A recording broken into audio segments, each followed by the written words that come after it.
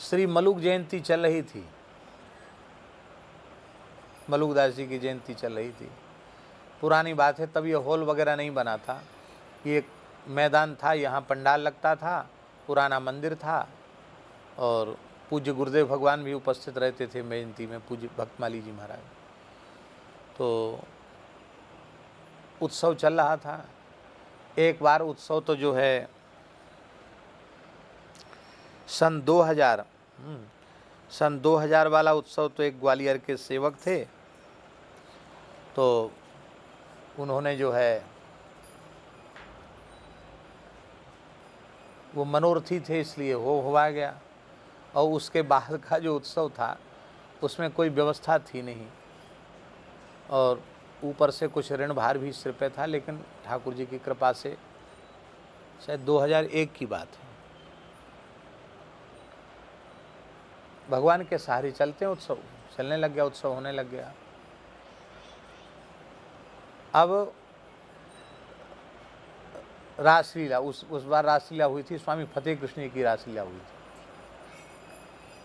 और लीला भी जो है मतलब व्यवस्था नहीं थी ज़्यादा, इसलिए छोटा सा मंच और बस केवल रास बिहारी घूम जाएं, बंसीवट मोहल्ला है, ये भाव था। छोटा मंच था, छोटी रासलीला, सब छोटी व्यवस्था थी, बहुत बड़ी व्यवस्था नहीं थी। और अलग से कोई नहीं, चित्रकूट वाले वो बाबा आ जाते थे रसोई बनाने, सब महात्मा लोग मिलकर रसोई बनाते थे, अलग से कोई हलवाई है ये सब नहीं, कुछ प्रबंध नहीं था। हाँ, प्रसाद उस समय भी सबको था, श्रोता जितने आवे सबको प्रसाद। तो रासलीला हो गई और 9:30 10 बज गए रासलीला होते होते। 10 बजे रास बिहारी तो चले गए और फिर गंगादास जी व्यवस्था सब देख रहे थे। तो गंगादास जी ने कहा कि मैं अकेले अकेले क्या करूं, ऐसे बोलते हैं वो, मैं अकेले अकेले क्या करूं, कोई सुनने वाला तो है नहीं, कल के लिए आटा नहीं है, कल के लिए बिल्कुल आटा नहीं है, कैसे होगी पंगत, कैसे होगा भंडारा। तो हमने कहा कि आटा नहीं तो पहले से चिंता, बोले हम तो पहले से कह रहे थे, कोई लाई नहीं, और कल बुधवार है, बोले आज मंगलवार था, बुधवार को यहाँ वृंदावन का बाजार बंद रहता है, और कहाँ से लाएंगे, कैसे व्यवस्था करेंगे। तो हमने कहा सामने आश्रम है सुदामा कुटी, वहाँ से मांग लेंगे अपने आटा, कोई बात नहीं। अरे आप तो किसी बात का विचार करते ही नहीं, स्थान में उत्सव चल रहा, आटा दूसरे से मांग रहे हैं। हमें इधर फंसा रह गया, मैं लाया नहीं हूँ, ऐसे ऐसा ऐसा नहीं हुआ आटे की प्रबंध, अब आप जाने, आपका काम जाने। वो तो कह के चले गए। अब मैंने उनको कहा कि कोई बात नहीं, जिनका उत्सव है वही सब प्रबंध करेंगे, कोई बात नहीं, आप चिंता मत करो, कल का कल देखा जाएगा, जैसे भगवान की इच्छा। तो सब तो चले गए थे, हम ठाकुर जी के पुराना मंदिर था उसकी देहली वो सीढ़ी पर बैठे थे और मन में सोच रहे थे कि ले भाई कल क्या व्यवस्था होगी, चलो रघुनाथ जी हैं, अब भगवान सब करेंगे, मलुकदास जी का उत्सव है, आचार्यों का उत्सव ठाकुर जी करते हैं और हम तो प्रसाद पाने वाले हैं, हम लोग क्या करेंगे, भगवान एक कोई करना उत्सव, ऐसा मन में सोच रहे थे। तो महाराज जी लगभग 10:30 पौने 11 बजे एक लड़का आया, तब गली का रोड भी नहीं बना था महाराज, कच्चा रोड था, हैं गड्ढे थे। वो ठिलिया वाला रिक्शा लेके एक लड़का आया, देखने में बंगाली जैसा लग रहा था, काला काला सा लड़का, हाफ पैंट पहने और खूब खूबसूरत लड़का, एकदम सुंदर नाक, बड़ी बड़ी आँख उसकी, देखने में बंगाली लग रहा था पर बंगाली नहीं था, क्योंकि भाषा से पता चला बंगाली नहीं। कोई बंगाली होते ना बड़े खूबसूरत सुंदर। तो आया, आके बोला बाबा डंडोत, ब्रजवासी से बोलते हैं ना, बाबा डंडोत। भैया राधे राधे। कहो, बोले ये आटा लाया हूँ, आटा रखवा लो। कहाँ? 11:45 बजे रात को आटा, और ठिलिया पूरी ऊपर तक भरी थी, कई कट्टा थे उसमें, हम समझते हैं 3 क्विंटल से ऊपर आटा होगा। कैसे? तो वो 15-16 साल का लड़का खींच के लाया। तो हमने कहा तुम इतने रात को कैसे लाए, कहाँ से लाए? तो बोला बाबा हम तो यहीं रहते हैं। कहाँ रहते हो? अरे यही मोहल्ला में रहूं बाबा, बंसीवट पे रहूं। अच्छा, तो रखवाओ जल्दी। तो फिर एक दो महात्मा थे, मैंने उनको, विद्यार्थी थे, मैंने कहा भाई धक्का लगाओ। तो धक्का लगवा करके और कुठार में आटा धरवाया। फिर बोला बाबा प्रसाद लाओ। तो प्रसाद में कुछ था ही नहीं, कटोरी में मिश्री रखी थी। मैंने कहा और तो कुछ नहीं, मिश्री रहा, मिश्री ले आओ। मिश्री उन्होंने उसके हथेली पे रख दी, मिश्री ले ली। फिर अच्छा बाबा हम जाएं, चले गए। अब जब वो चला गया तब मेरे मन में आया कि कम से कम किसी ने भेजा तो पर्ची वर्ची पे जब भेजते हैं ना, तो पर्ची पे हस्ताक्षर कराते हैं। किसने भेजा होगा? पर्ची पर हस्ताक्षर भी नहीं हुआ। वो 11 बजे रात को भेजा आटा। किसने भेजा? क्या हुआ? ऐसा मन में सोचने लगे हम। तो खैर निश्चिंत होके सोए। सवेरे गंगादास जी को कहा, मैंने कहा देख लो सब व्यवस्था हो गई है, आटा आ गया। कहाँ से आए? मैंने कहा जहाँ से भी आए ठाकुर जी ने व्यवस्था की, आटा आ गया। अब आटे में घाटा नहीं, सब काम चलने दो चकाचक। बोले ठीक। अब हमारे मोहल्ले में ब्रजवासी आते ना कथा सुनवे, भागवत जी की कथा होती, तो कथा सुनवे आते। तो हमने गोपीनाथ बाजार की माई और ये इधर जो है ना वो पंडा जी के, किशोरी पंडा जी के परिवार की बहू बेटियाँ, इनसे मैंने पूछा कि कहाँ भैया? तो पूरे बंसीवट, पूरा ज्ञान गुदरी, गोपीनाथ बाजार तक पता लगवा लिया, किसी ने यह स्वीकार नहीं किया कि मैंने आटा भेजा। एक मारवाड़ी रहते थे, टटिया स्थान के शिष्य थे, इस गली में ही उनका था, वो रहते थे। तो मैंने सोचा कि शायद वो भगत जी कभी कभार कुछ सेवा करते हैं, वो उन्होंने भेज दिया हो। तो वो भी कथा सुनने आते थे। तो मैंने उनको कथा की बात कहा। मैंने कहा कि भगत जी आपने आटा भेजा और कुछ पर्ची पर लिखवाया भी नहीं। बोले नहीं हमने तो कोई आटा वाटा नहीं भेजा, हमने तो आटा नहीं भेजा। हमने तो बाबा 500 रुपया की सेवा करी उत्सव की, आपको महाराज ये 500 रुपया उत्सव में लगा देना, और मैंने और कोई सेवा ही नहीं करी। तब ऐसा विश्वास मन में हुआ कि निश्चित श्री ठाकुर जी ने ही कृपा करके आटे की व्यवस्था की। ऐसी एक दो घटनाएं नहीं, ऐसी तमाम घटनाएं हैं। ये क्या है? ये हमारी आपकी बात नहीं, किसी के भी जीवन में पद पद पर श्री ठाकुर जी अपनी कृपा करुणा को प्रत्यक्ष करके दिखाते हैं। फिर भी हम ऐसे बुद्धिहीन हैं, ऐसे अभागे हैं, ऐसे अंधे हैं कि हमें फिर भी भगवान की कृपा करुणा प्रत्यक्ष दिखाई नहीं पड़ती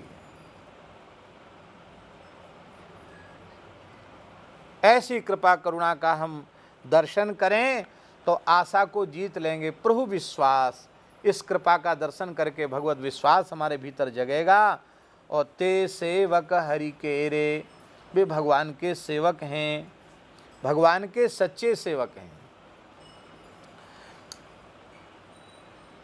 एक माई थी, अब उसका शरीर है कि नहीं पता नहीं, ब्रजवासी करती थी वो। तो अपने मलूक में निर्माण चल रहा था भैया जी, और लोहे का कुछ पैसा बाजार का उधार हो गया।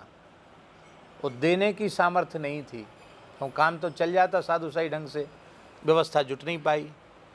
तो गंगादास जी बोले महाराज जी बाजार में मुंह दिखाने लायक नहीं रह गए, और 2.5 लाख का बिल है। 2.5 लाख के तो 3.5 लाख, हाँ 3.5 लाख, 3.5 लाख रुपए बाजार का उधार हो गया। काम कैसे चलेगा? पहले व्यवस्था करो। तो हमने कहा उधार क्यों लिया? बोले तो नगद आपने दिया क्या?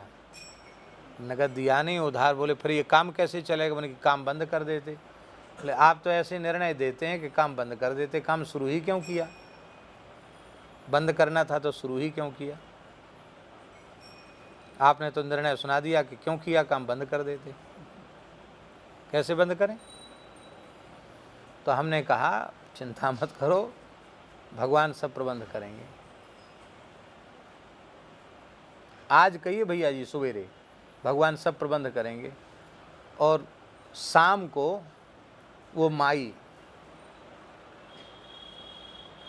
वृद्ध माई, इधर रहती थी, ये बेणबुंद कुंज की तरफ ही रहती थी, ये राधा दामोदर के मोहल्ले में, उसी मोहल्ले में रहती थी वो बाई। वो आई, कथाओं में कहीं कहीं जाती थी। तो आ कर के वो बोली, महाराज जी मैं कुछ एकांत में आपसे बात करना चाहती हूँ। हम तो जगमोहन में ही तो रहते ही थे, कोई ज़्यादा व्यवस्था थी भी नहीं।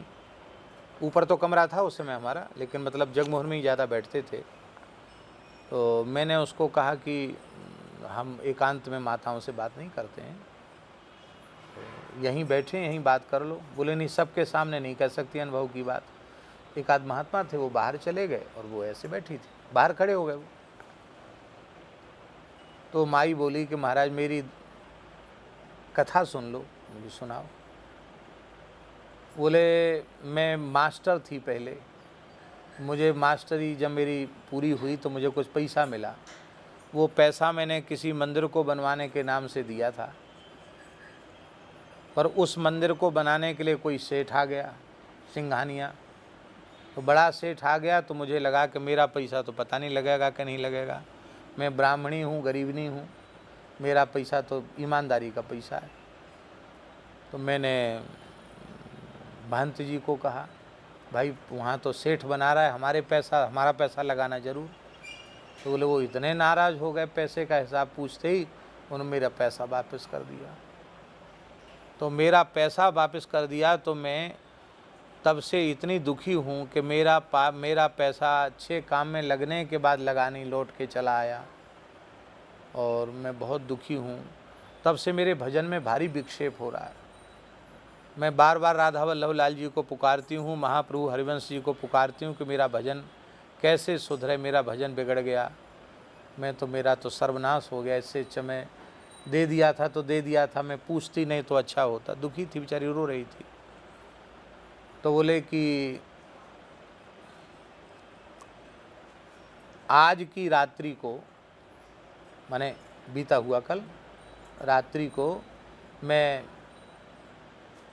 माला, जैसा उसने बताया मैया ने, मैं माला फेर रही थी, सवेरे जमुना नहा के आई, माला फेर रही थी, तो मुझे ऐसी कुछ अनुभूति हुई कि श्री हरिवंश जी सामने आकर खड़े हैं। और वो कह रहे, माई क्यों दुखी है, तेरे भजन की सब बाधा दूर हो जाएगी। तैने जो मंदिर बनाने के लिए पैसा रखा है वो मलुक पीठ में जाके हमारा नाम लिया, उनको दिया।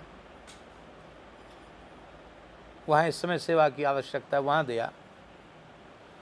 तो वो रो करके बोले बाबा, और दूसरों विश्वास करेगा नहीं, पर मैं राधा वल्लभी हूँ, महाप्रभु जी के आदेश से मैं सेवा करने आई। एक पुराना सा थैला था, बोले इसमें थोड़ा सा पैसा है। ये नहीं पता उसने कितना पैसा, बोले ये पैसा है, इस पैसे को आप रख लो।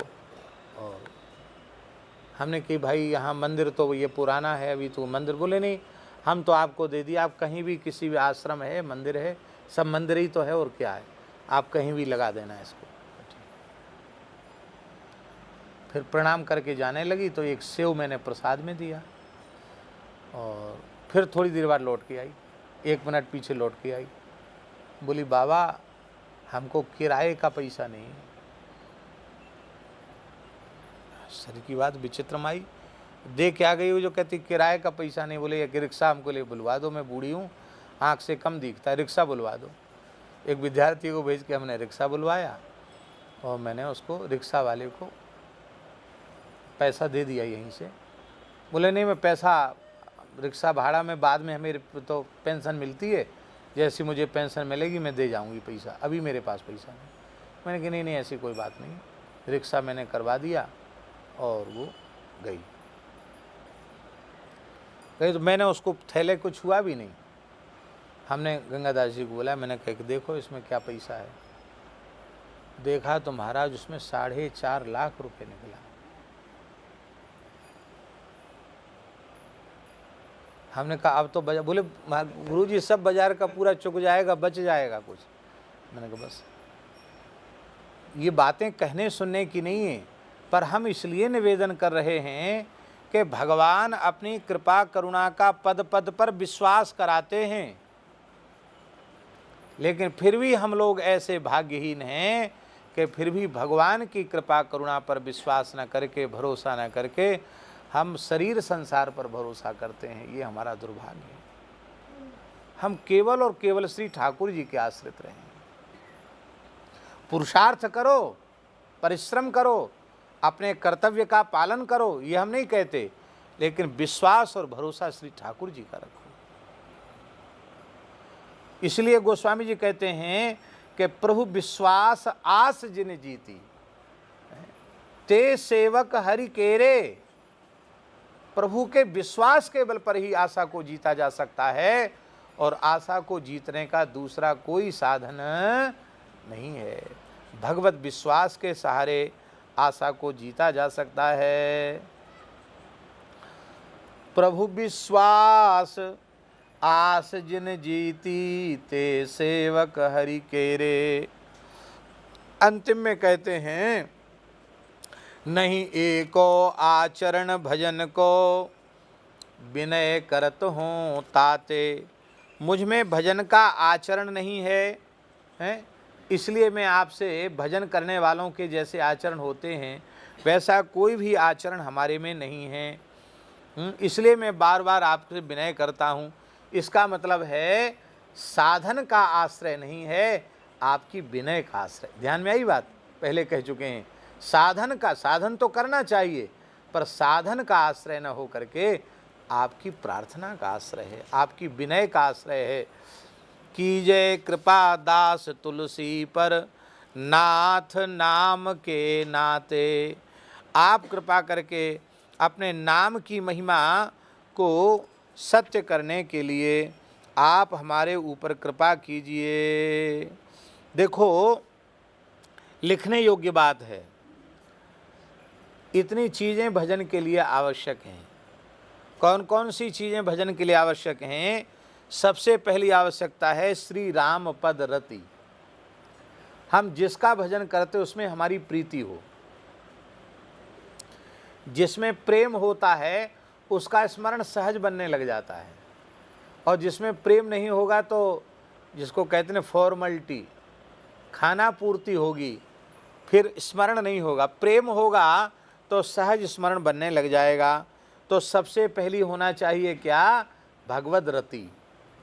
दूसरा संतोष, तीसरा भगवान की महिमा का विचार, चौथा भावपूर्वक भजन, पांचवा आशा का त्याग, और छठा प्रभु में विश्वास।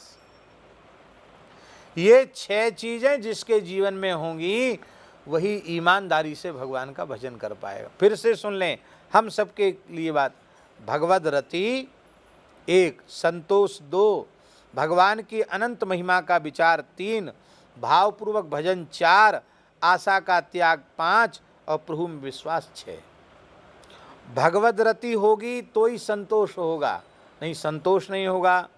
भगवद रति होगी तो संतोष होगा, संतोष होगा तो संसार का विषयों का चिंतन न होकर भगवान का चिंतन होगा, भगवान की महिमा का विचार होगा, भगवान की महिमा का विचार होगा तो भाव जगेगा, भाव जगेगा तो भावपूर्वक भजन आरंभ हो जाएगा, और भावपूर्वक भजन आरंभ हो जाएगा, भजन का सुख स्वाद मिल जाएगा, तो आशाओं का त्याग अपने आप हो जाएगा।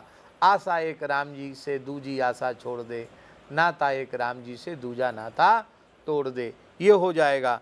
और फिर आशा का त्याग होते ही भगवत विश्वास भी दृढ़ हो जाएगा।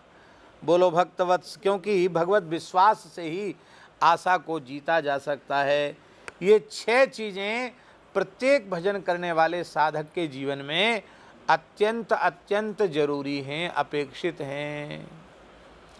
जब हम ये बात सुनते हैं कि बड़े बड़े लोग जंत्र मंत्र टटका टोना का आश्रय लेकर के तब संसार की झूठी मान बड़ाई और प्रसिद्धि हासिल करते हैं, तो मन में बड़ी पीड़ा होती है। ऐसी चर्चाएं लोग आकर सामने कर देते हैं प्रसिद्ध लोगों के बारे में कि उसने इतने तांत्रिक रख रखे हैं, उसने इतना कर रखा है, उसने इतना कर रखा है, वो अमुक सिद्धि उसने कर ली इसलिए वो भीड़ जुटा लेता है। तो इन सब बातों को सुन कर के बाद में हम विचार करते हैं, चिंतन करते हैं, तो मन में बड़ी पीड़ा होती है कि हे भगवान, कहाँ तो ऐसी बढ़िया बढ़िया बातें बड़े बड़े लोग उपदेश करते हैं, और उपदेश ऐसी ऐसी बातों का करते हैं, और फिर आश्रय भगवान का लेकर के, भगवान का न लेकर के झूठी मान बड़ाई पद प्रतिष्ठा के लिए टटका टोना का आश्रय लेते। क्या लगाते हैं? बोले वो एक विशेष महाराज जी के चरणों में भी हमने सुना था कि विशेष प्रकार का अंजन भी बनाया जाता है, अंजन आँख में वो लगा करके बैठते हैं तो वशीकरण हो जाता है श्रोताओं के ऊपर। कोई एक विशेष मुहूर्त में कोई रोली तैयार करते चंदन, उसको लगा लेते हैं, उस पर चावल लावल चिपका लेते, कहते उससे भी कुछ चमत्कार हो जाता है। अरे भैया इस सब की क्या ज़रूरत है, ठाकुर जी के सहारे रहें। 10 आदमी बैठो चाहे 10,000 बैठो, अपने को लेना देना क्या है। अपने को जब इनको रिझाना है, ये जीवन में सच्चाई बहुत जरूरी है। विनय पत्रिका के एक एक पद का आशय हमारी समझ में यही आता है कि जीवन में सच्चाई बहुत जरूरी है, बनावटीपन बिल्कुल न हो। हम जैसे हैं तैसे भगवान के सामने हैं, बस इतने से ही श्री ठाकुर जी ये तो रिझे रिझाए हैं। इनसे बढ़िया प्रेम करना कोई नहीं जानता, इनसे अच्छा प्रेम का निर्वाह करना कोई नहीं जानता। ये तो रिझे रिझाए हैं, बस हमारा विश्वास इनमें नहीं है। ये सबसे दुख की बात है। इनमें जैसा हमारा विश्वास होना चाहिए, इनमें जैसी हमारी श्रद्धा होनी चाहिए, इनमें जैसी हमारी प्रीति होनी चाहिए, वो नहीं है। और नहीं क्यों नहीं है, हमें एक ही बात समझ में आ जाती है कि इस सब का मूल है गुरु चरणों में प्रीति।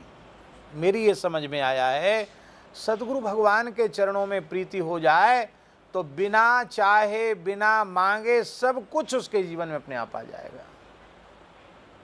पूज्य श्री बाबा ठाकुरदास जी ने हमसे कहा था कि सद्गुरु तत्व के प्रति साक्षात भगवत बुद्धि नहीं है तो अध्यात्म जगत की स्वप्न में भी अनुभूति नहीं। बाबा के शब्द हैं, बोले भगवान तो छोड़ दो, ध्यान में झाड़ू की सींक नहीं दिखेगी यदि सद्गुरु तत्व के प्रति भगवत भाव नहीं। गुरु जी किसी के समर्थ नहीं होते, गुरु जी तो सर्वसमर्थ ही होते हैं। हमारी श्रद्धा असमर्थ है, हमारा विश्वास में असमर्थ है। हमारे श्रद्धा विश्वास दृढ़ होवे तो सब काम बन जाए। भगवान की बहुत करुणा है, बहुत करुणा है। बस इसी भाव को लेकर के हम लोग सब भगवान का भजन करें, सत्संग करें कि जिन महापुरुषों ने कृपा करके हम लोगों को दर्शन दिया है, एक से एक लोकोत्तर महापुरुष। आपने तो भाई जी का दर्शन किया होगा, नहीं किया? पूज्य श्री राधा बाबा का तो, हाँ जी, हाँ जी। आप 75 में गए गीता वाटिका। तो ऐसे ऐसे दिव्य महापुरुष हुए, उनके जीवन का कहीं ऐसा ना हो कि इतने बड़े बड़े महापुरुषों का संग करके भी हम लोगों को भटकना पड़े। और अब ऐसी भयंकर बीमारी चल रही है कि किसके जीवन में कितना समय बचा है कुछ नहीं कहा जा सकता। कौन कब किसको छोड़ के चल देगा कोई ठिकाना नहीं। इसलिए बिल्कुल मौत सामने खड़ी है ऐसा मान करके हम लोग भगवान का स्मरण करें। श्री वृंदावन बिहारी लाल की जय। अभी हम श्रद्धेय स्वामी राम सुखदास जी महाराज का प्रवचन सुन रहे हैं। होशियारपुर वाली माता जी दे गई एक वो मशीन, उसमें कई लोगों के प्रवचन फिट हैं। तो उसमें स्वामी श्रद्धेय स्वामी श्री राम सुखदास जी का प्रवचन तो खाली समय है तो सुन लेते हैं, बड़ा अच्छा लगता है। एक एक चीज़ पर स्वामी जी कितना गंभीर चिंतन करते हैं, कितना सुंदर विचार करते हैं, क्या कहना। वो कहते हैं संसार है क्या, स्वयं सुख लेने की भावना ही संसार है। सुख खुद मत लो, एक दूसरे को सुख पहुंचाओ। वस्तु के द्वारा, धन के द्वारा, व्यक्ति के द्वारा, पुरुषार्थ के द्वारा सुख पहुंचाओ। सुख पहुंचाने की भावना रखो तो तुम सुख दुख के झमेले से मुक्त हो जाओगे। बोलो भक्तवत्सल भगवान की जय। तो अविवेक के कारण असंतोष होता है, जब हमें विवेक हो जाएगा तो असंतोष नहीं रह जाएगा, हर चीज में संतोष आ जाएगा। हमने लोभ पूर्वक चाहे जितना कुछ इकट्ठा कर लिया, मरने के बाद हमारे किस काम में आया। अथवा पिछले जन्मों में जो इकट्ठा किया था वो किस काम में आया? किसी काम में नहीं आया।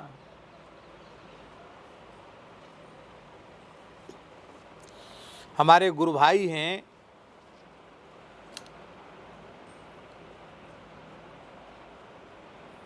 महंत श्री रामावतार दास जी महाराज, खाक चौक वाले महंत जी, बड़ा विलक्षण जीवन है महाराज उनका। अभी तो काफ़ी समय से लोगों से मिलना जुलना सब बंद कर दिया, भक्तों को मना कर दिया, बाहर लिख रखा है गेट ना खटखटाएं, कछु लेना न देना, मगन रहना।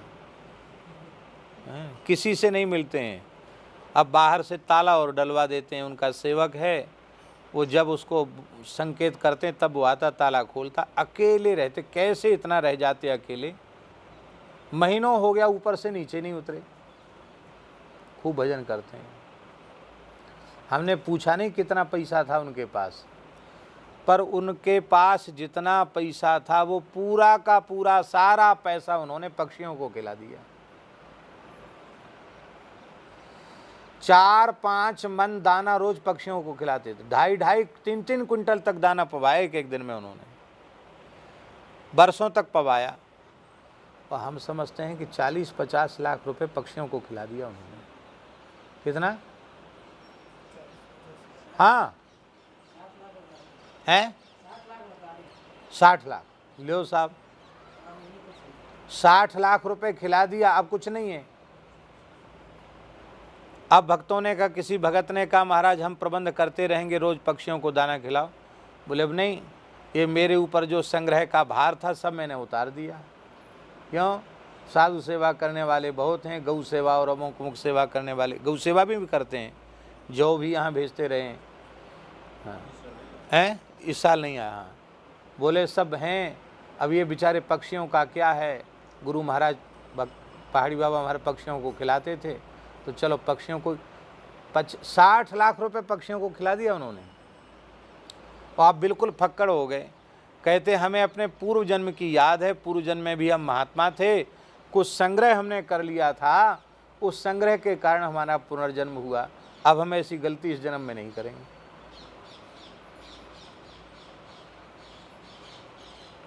संग्रह दुख का मूल है।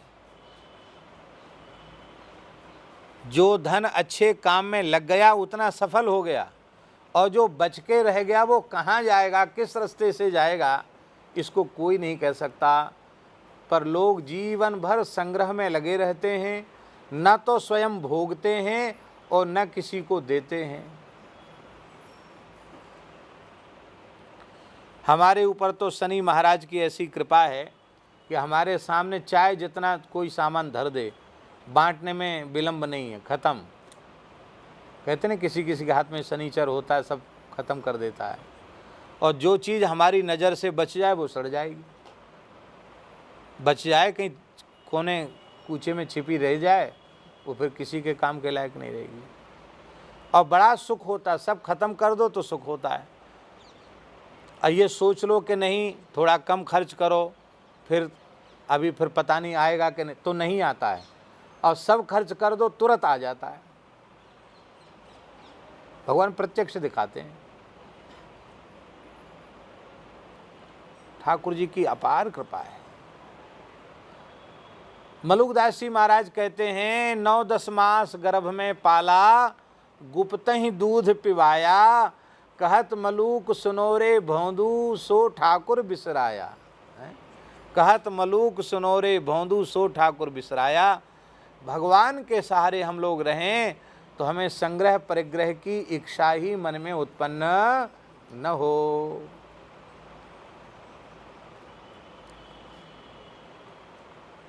आज स्वामी जी सुना रहे थे कि एक राजा के राज्य में राजा मर गया, आगे कोई बारिश था नहीं, पूरे नगर ने एक ही फैसला कर लिया, भाई राजद्वार बंद कर दो, जो भी अपरिचित आदमी प्रमुख राजद्वार पर सवेरे मिलेगा उसी को राजा बनाया जाएगा। तो एक महात्मा बेचारे घूमते फिरते त्यागी तपस्वी महात्मा आए, वहीं अपना तूमा का कमंडल था, चिपिया थी, वहीं महात्मा आकर के महल के वो किले के दरवाजे पर ही लेट गए। सवेरे लोगों ने द्वार खोला तो महात्मा पकड़ लिया, बोले चलो राजा बनो। कहा हमको राजा बनने से क्या लेना देना। कहते नहीं, ये तो यहाँ का नियम है, पंचायत ने फैसला किया है। बोले जय श्री राम जी की इच्छा। तो उनको खूब बढ़िया से उटन लगा के नहवाया धुलवाया।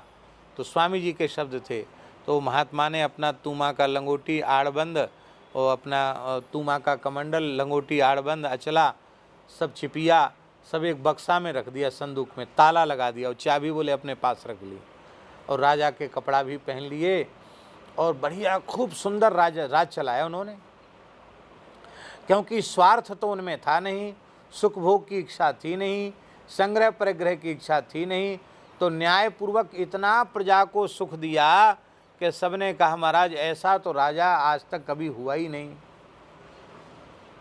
तो पड़ोस का राजा था, उसने सोचा कि ये महात्मा राज चलाया तो बहुत अच्छा चलाया, इसने सब प्रजा को बहुत सुखी किया, खूब कथा कीर्तन उत्सव महोत्सव हो रहे हैं, बढ़िया हो रहा है, सत्संग हो रहा है, लेकिन इसको लगता है लड़ना तो इसको नहीं आता होगा, इसको तो केवल बढ़िया से सबको खिलाना पिलाना आता है, तो क्यों न इस पर अधिकार कर लें।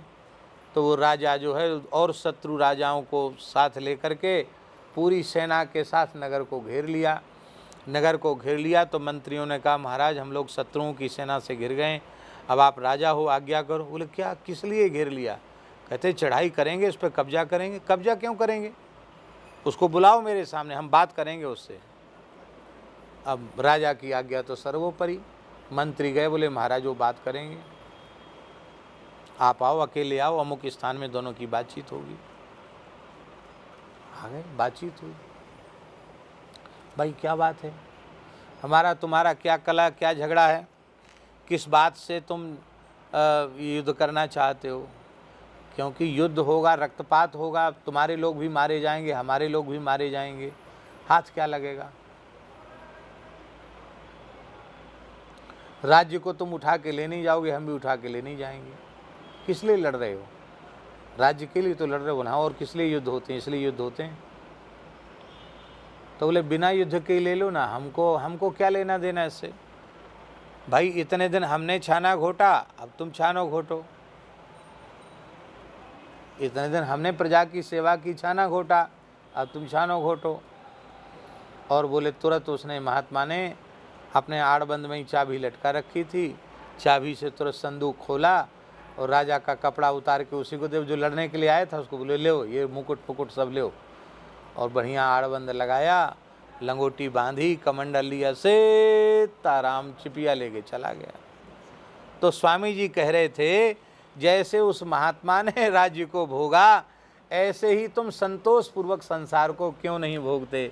ऐसे भोगो तो मौज आ जाएगी, काहे के लिए लड़ाई झगड़ा करना।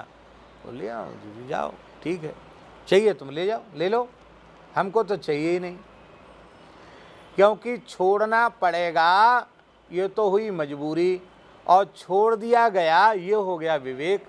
तो विवेक का जब हम आश्रय लेंगे तो हमें संतोष आ जाएगा, और जब संतोष आ जाएगा तो हमारा लोभ नष्ट हो जाएगा। बोलो भक्तवत्सल भगवान की जय। अब आगे की बात कह रहे हैं, बहुत सुंदर बात। जो श्रीपति महिमा विचार उर भजते भाव बढ़ाए, तो कत द्वार द्वार कूकर ज्यों फिरते पेट खलाए। यदि श्रीपति, श्रीपति माने राधापति सीतापति, श्री ठाकुर जी की महिमा का विचार करते कि हमारे आराध्य उनके पति हैं उमा रमा ब्रह्माणी वंदिता, उनके उपजहि जासु अंश गुण खानी अग्नित लक्ष्मी रमा ब्रह्माणी, ऐसे भगवान के हम दास हैं, ये बात अपने मन में आती और भाव की जागृति होती और भावपूर्वक हम भजन में लग जाते, तो द्वार द्वार कुत्ते के समान पूँछ हिलाते हुए पेट खला करके द्वार द्वार हमको भटकना नहीं पड़ता। ये जगह जगह जाना पड़ता ना, शिवकाने में घूमिया में, यहाँ घूमिया में, वहाँ घूमा में। मूल में क्या बात रहती है? मूल में तो यही बात रहती है कि वहाँ जाएंगे तो कुछ पैसा मिलेगा, कुछ अन्न धन मिल जाएगा, यही बात मन में रहती। कहते यदि हम भगवान के दास हैं, ये भाव मन में रहता तो कुत्ते के जैसे पेट खला करके हम द्वार द्वार भटकते नहीं। इसलिए मलुकदास जी ने कहा, घर घर द्वार फिरे माया के, पूरा गुरु नहीं पाया। महापुरुषों ने कहीं कुछ किसी के सामने जीवन में हाथ पसारा ही नहीं। भक्तमाल ग्रंथ उठा करके देख लीजिए, कबीरदास जी गए कभी किसी के सामने हाथ पसारने? रामत करने गए, मांगने गए? पीपाजी महाराज गए, आया उसको कितने जल्दी समाप्त कर दिया उन्होंने। समाप्त करके फिर जैसे के तैसे हो गए। हमारे पूज्य श्री महाराज जी पहाड़ी बाबा महाराज कहते थे कि मूल पुरुष पहाड़ी बाबा की आन है खाक चौक में। बोले हमारी परंपरा में जो गद्दी पर बैठेगा वो कभी किसी से एक मुट्ठी अन्न और 1 रुपए की भी याचना नहीं करेगा, वही मेरी परंपरा का कहलाने लायक होगा। और महाराज जी ऐसी विकट परिस्थिति में पूज्य गुरुदेव भगवान के जीवन काल तक उसका पूरा पूरा निर्वाह हुआ। न 1 मुट्ठी अन्न अपने जीवन में किसी से मांगा, न 1 रुपए की याचना उन्होंने की। और महाराज जी के गुरु जी ऐसे थे, श्री स्वामी लक्ष्मणदास जी महाराज। वो ऐसे विलक्षण महात्मा थे कि सूर्यास्त होने के पहले धन समाप्त कर देना, कल के दिन कल के लिए फूटी कौड़ी नहीं रखना। तो महाराज जी कहते थे कि 1 रुपया यदि उनके चरणों में, शरीर से ब्रजवासी थे वो, दाऊ जी के थे, तो 1 रुपया उनके चरणों में आ जाता तो महाराज जी से कहते, पुजारी लगता है रघुनाथ जी आज रबड़ी का भोग लगाना चाहते हैं। और ये गोपेश्वर पर रबड़ी की जो दुकान थी, तो महाराज जी कहते वृंदावन भर में प्रसिद्ध थी यहाँ की रबड़ी। किसी ज़माने में गोपेश्वर महादेव की रबड़ी प्रसिद्ध थी। यहाँ का पेड़ा और यहाँ की रबड़ी, यहाँ का दही सब प्रसिद्ध था। ये हरी सेठ जो पधार गए ना, इनके पूर्वजों की दुकान थी, बहुत पुरानी दुकान थी। तो महाराज 1 रुपए की 3.5 किलो रबड़ी आती थी। तो बोले आज ब्यारू यारू कुछ नहीं, रबड़ी भोग लगो, रबड़ी बांट के खत्म, पकड़। ठाकुर विजय कृष्ण गोस्वामी दर्शन करने आए उनका, महाराज जी के गुरु जी का। बोले आपके मत में साधुता क्या है?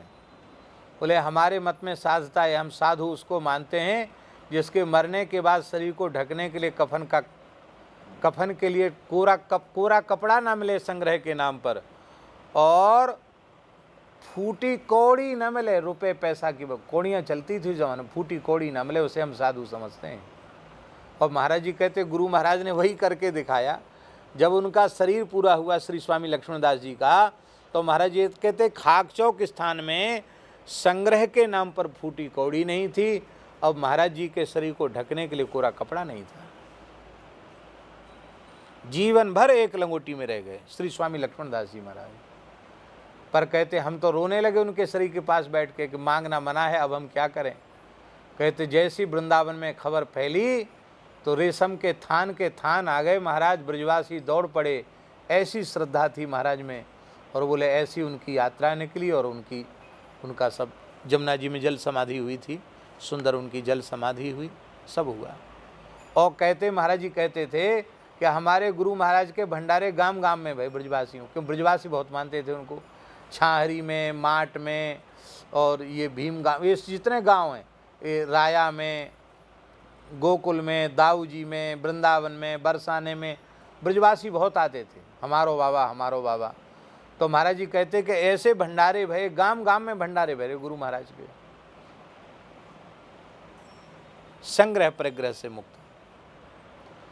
ऐसी गरीबी थी।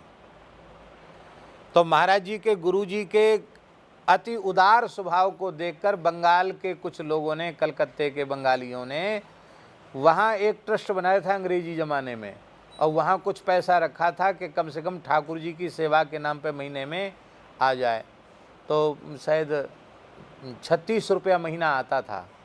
उस 36 रुपये महीने में भोज भंडारे सारे उत्सव हो जाते थे, ऐसा था। तो महाराज जी बताते थे कि ऐसी स्थिति बनी एक बार, खाक चौक वाले महाराज जी बताते थे कि ऐसी स्थिति बनी कि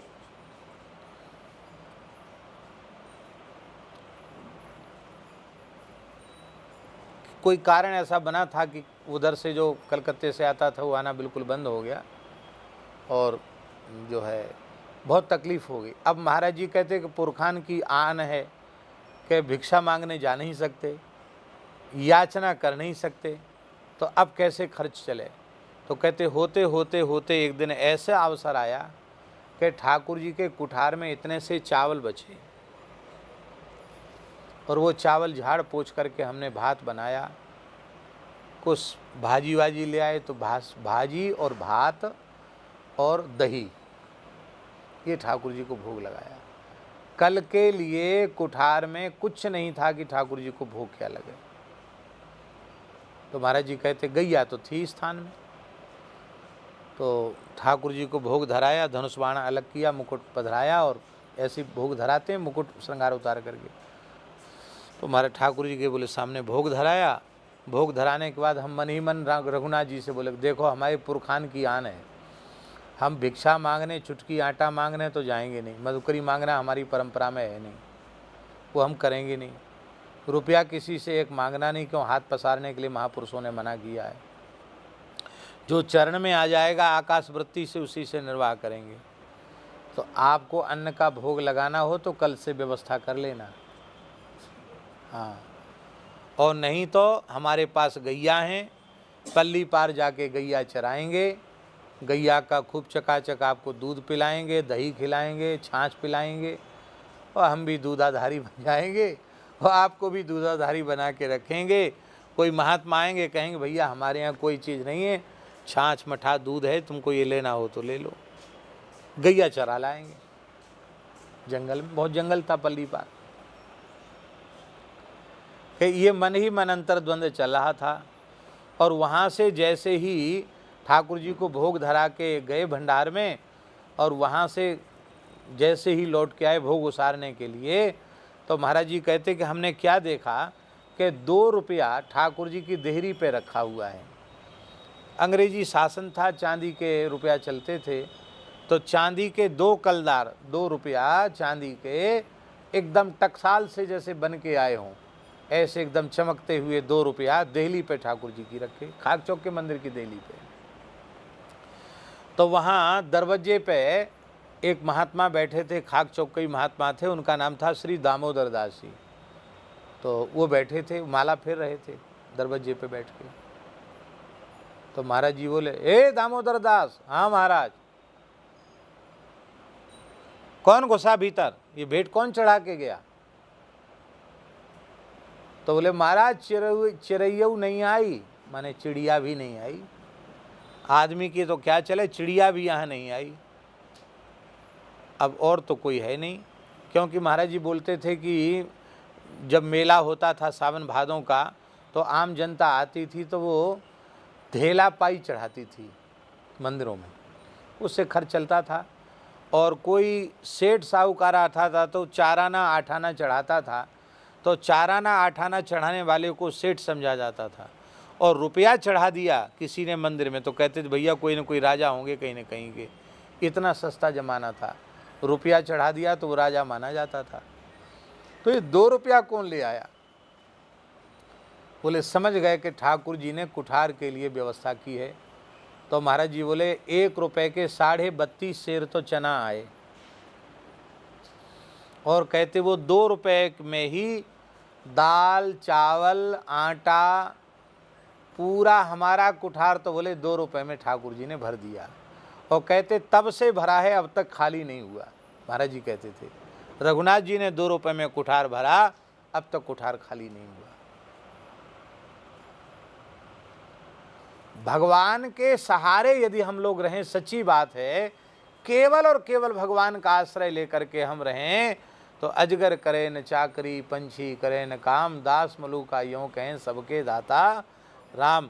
बस हमारे भीतर धैर्य होना चाहिए कि हम भगवान के सहारे रहें, तो फिर भगवान के ही सहारे रहें। यही बात गोस्वामी जी कह रहे हैं कि यदि भगवान की महिमा का विचार करके भावपूर्वक भजन में लग जाते तो कुत्ते के जैसे पेट खला करके द्वार द्वार नहीं घूमना पड़ता।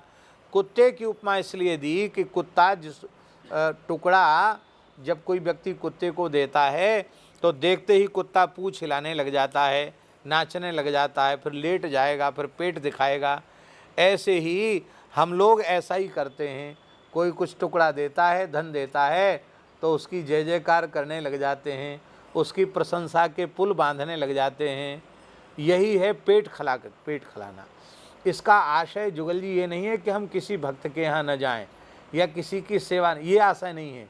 हम लेने की इच्छा से कभी किसी के यहाँ न जाएं, बस ये बात है। भगवान के भक्त संत महात्मा, भागवत जी का एक श्लोक है, लिखने योग्य है। महद विचलनम नृणाम गृहीणाम दीन चेतसाम। सुखदेव जी महाराज कहते हैं महापुरुषों का दीनहीन गृहस्थियों के ऊपर कृपा करने के लिए ही विचरण होता है, क्योंकि और किसी वस्तु की चाह उनके चित्त में होती नहीं है, और कोई वस्तु उनको चाहिए नहीं। धनियों का अनादर सहन नहीं करना पड़ता। नीच निरादर भाजन कादर कूकर टूकन लाग ललाई। राम स्वभाव सुनो तुलसी प्रभु सो कहो बारक पेट खलाई। स्वार्थ को परमार्थ को रघुनाथ सो साहिब खोर न लाई। ऐसा गोस्वामी जी ने कहा है। तो इसलिए अब आगे कह रहे हैं, जे लोलुप भय दास आस के ते सब ही के चेरे। जो लोलुप हैं, लोलुप उसको कहते हैं विषयों का भोगने का लौल्य जिनके मन में है, लालसा। आँख को बढ़िया बढ़िया रूप देखना है, कान को शब्द सुनना है, सब इंद्रियों को विषय चाहिए। तो एक तो देखिए ऐसा है, एक तो स्वाभाविक रूप से हमको जो कुछ मिला उसको हमने स्वीकार कर लिया, एक तो ये हुआ। एक हम उस पदार्थ के लिए व्याकुल बने हुए हैं, तो प्रारब्ध के अनुरूप जो कुछ मिले वो भगवत प्रसाद मानकर विवेक पूर्वक उसका उपयोग करना, ये तो ठीक है। लेकिन इसके अतिरिक्त उन्हीं पदार्थों के लोभ में अपने जीवन को नष्ट करना, बर्बाद करना, ये बुद्धिमानी नहीं है, ये अच्छा नहीं है। तो जे लोलुप भय दास आस के ते सब ही के चेरे हैं। जो आशा के दास बने हुए हैं, विषयों की आशा जो कर रहे हैं, सुख की आशा, भोगों की आशा, पदार्थों की आशा, मान बढ़ाई सत्कार सम्मान की आशा, संसार से किसी भी प्रकार की आशा जो कर रहे हैं, वो किसी के गुरु नहीं हैं, वे तो सबके चेले हैं, गोस्वामी जी कह रहे हैं। इसलिए कबीरदास जी का महाराज जी एक वाक्य है।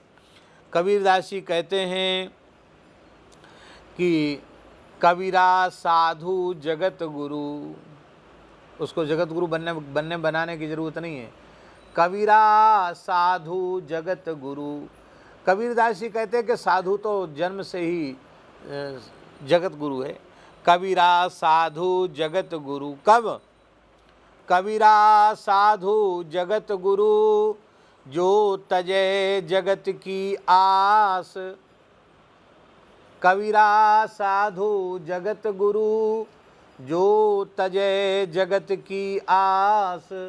जो जग से आशा करे जगत गुरु वह दास। संसार से आशा करी तो संसार गुरु बन जाएगा, उसका चेला बनना पड़ेगा। स्कंद पुराण के वैष्णव खंड में श्री यज्ञवाराह भगवान के प्रसंग में बड़ी सुंदर बात लिखी हुई है। उसमें लिखा है महाराज जी कि दरिद्रता बहुत भारी दुख है, और उस दरिद्रता के दुख से भी अधिक दुख है आशा का दुख। क्योंकि आशा के वशीभूत हुए मनुष्य क्षण क्षण में दुख ही दुख भोगते हैं। इसलिए ये सिद्धांत भगवान वाराह कह रहे हैं कि जो आशा के दास हैं वो संसार के दास हैं, और जिन्होंने आशा को अपनी दासी बना लिया है उनके लिए सारा जगत उनका दास बन जाता है, सेवक बन जाता है। वही सच्चे जगन्नाथ के दास हैं जिन्होंने आशा को अपनी दासी बना लिया है, वही भगवान के सच्चे दास हैं। बड़ा सुंदर श्लोक है। अहो दरिद्रता दुखम तत्राप्याशाति दुःखदा आशा विभूता पुरुषा दुख दुखमश्नुवते क्षणात्। आशावान पुरुष को क्षण क्षण में दुख उठाना पड़ता है। इसलिए आशाया ये दासा दासास्ते सर्वलोकस्य, जो आशा के दास हैं वे सब संसार के दास हैं। आशा दासी येषाम तेषाम दासायते लोकः, और आशा जिसकी दासी बन गई है सारा संसार उनका दास बन जाता है। बोलो भक्तवत्सल भगवान की जय। हम लोगों ने एक परिवार तो छोड़ दिया, एक परिवार हम लोगों ने छोड़ दिया, जहाँ पैदा हुए थे उस परिवार को हम लोगों ने छोड़ दिया, और उसको छोड़ करके हमने अपने भीतर अहंकार बटोर लिया कि हम तो बहुत बड़े भगवान के हैं, हम तो भक्त हैं, हम बड़े वैरागी हैं, बड़े विरक्त संत हैं, त्यागी तपस्वी हैं, ऐसा हमने अपने आप को मान लिया। लेकिन घर छोड़ने से वस्तुतः हमारा घर नहीं छूटा। इतना अच्छा पद है भैया जी कि ये पद हमें इतना प्रिय लगता है, अपने विद्यार्थी जीवन से ही बहुत प्रिय लगता है ये पद हमको। इसका आशय ऐसा मत लगा लेना कि हम संतों की बुराई कर रहे हैं, ये आशय इसका बिल्कुल नहीं लगा लेना। हम सबके लिए बहुत अच्छा है ये पद। संतो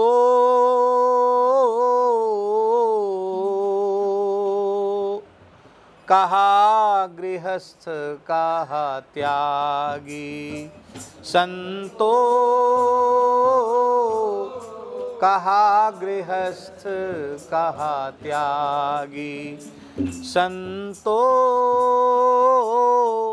कहा गृहस्थ कहा त्यागी, संतो कहा गृहस्थ कहा त्यागी। जेहि देखूं तेहि बाहर भीतर,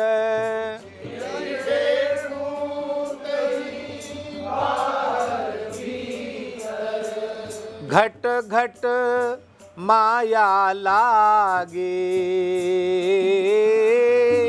घट घट माया लागे, संतो कहा गृहस्थ का त्यागी, संतो कहा गृहस्थ का। ये बाहर वाला घर तो छोड़ दिया लेकिन भीतर वाला घर नहीं छोड़ा, ये भी घर है। देहाभिमान का त्याग करना, देहाध्यास का त्याग करना, ये भी तो घर है, इसको छोड़ो, देहासक्ति को छोड़ो। ये भी कैसा है घर? माटी की भीत पवन का थंभा, गुण अवगुण से छाया, माटी की भीत पवन का थंभा,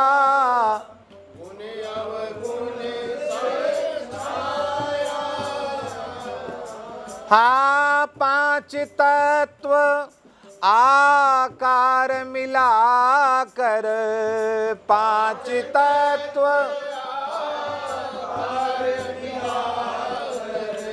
सहज ही गिरह बनाया, सहज ही गिरह बनाया, संतो कहा गृहस्थ कहा त्यागी, संतो कहा गृहस्थ का। माटी की भीत, ये पार्थिव शरीर है, मिट्टी का ही तो शरीर है, ये दीवार इसी की बनी हुई है। पवन का थंभा प्राणवायु पर टिका हुआ है, जैसे खंभे पर मकान टिका रहता है, और गुण अवगुण से इसको पाट दिया गया है, छाया गया है। और पृथ्वी जल तेज वायु आकाश 5 चीजें मिलकर के ये देह रूपी मकान बन गया। इस मकान में भी एक परिवार रहता है, उस परिवार को तो छोड़ दिया, पर मकान में रहने वाले परिवार से मुक्त नहीं हो पाए। इस परिवार से मुक्त नहीं हुए तो उस परिवार से छोड़ना न छोड़ने से कोई लेना देना नहीं है। क्या है वो परिवार? हाँ, मन भयो पिता, मन सा भई माई, सुख दुख दोनों भाई। मन भयो पिता, मन सा भई माई, सुख दुख दोनों भाई। आशा तृष्णा बहिने मिलकर, आशा तृष्णा बहिने मिलकर, ग्रह की सौंज बनाई, ग्रह की सौंज बनाई।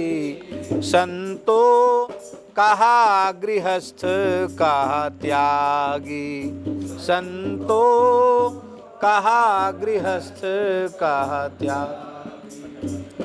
मन भयो पिता, पिता पैदा करता है, मन ही ने तो सब पैदा किया है। मनसा भई माई, बुद्धि उसकी पत्नी है, और सुख दुख दोनों पैदा हुए, मन और बुद्धि के संयोग से ही सुख दुख उत्पन्न हुए। और आशा तृष्णा नाम की बहनें, ये मिलकर के पूरे ग्रह को इसने सौंज बना दिया, घर पूरा भर दिया। और महाराज जी और भी है परिवार। मोह भयो पुरुष, कुबुद्धि भई घरनी, पांचों लड़का जाया। मोह भयो पुरुष, कुबुध भई घरनी, पांचों लड़का जाया। मोह रूपी पुरुष, दुर्बुद्धि कुबुद्धि रूपी विषय बुद्धि रूपी उसकी गृहिणी, 5 लड़के। 5 लड़के कौन? काम क्रोध मद लोभ आदि ये विकार। प्रकृति अनंत कुटुंबी मिलकर, प्रकृति अनंत कलहल बहुत मचाया। संतो कलहल बहुत मचाया, संतो कहा गृहस्थ कहा त्यागी, संतो कहा गृहस्थ। अभी वंश और आगे बढ़ा। लड़कों के संग लड़की जाई, ताका नाम अधीरी। लड़कों के संग लड़की जाई, ताका नाम अधीरी। हाँ, वन में बैठी घर घर डोले, वन में स्वार्थ संग खपीरी।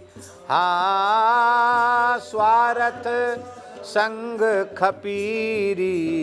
संतो कहा गृहस्थ कहा त्यागी, संतो कहा गृहस्थ कहा त्यागी, संतो कहा गृहस्थ कहा त्यागी, संतो। ये सुख दुख और इस आशा तृष्णा के साथ एक लड़की भी है, इसका नाम है अधीरी। अधीर हो जाना, विषयों को भोग के लिए व्याकुल हो जाना, इसी का नाम है लुलुप्त। ये अधीरी वन में बैठी घर घर डोले। वृंदावन में बैठे हैं, बम्बई वाला भगत बहुत अच्छा, कलकत्ते वाला बहुत अच्छा है, और प्रयाग वाला बहुत अच्छा है, लखनऊ वाला और अच्छा है। ये यदि हमारे मन में आ रहा है माला फेरते समय, तो तो वन में बैठी घर घर डोले, स्वार्थ संग कपीरी। पड़ोस कौन है? पाप पुण्य दो पार पड़ोसी, अनत बासना नाती। पाप पुण्य दो पार पड़ोसी, अनत वासना नाती। हाँ राग द्वेष का बंधन लागा, राग द्वेष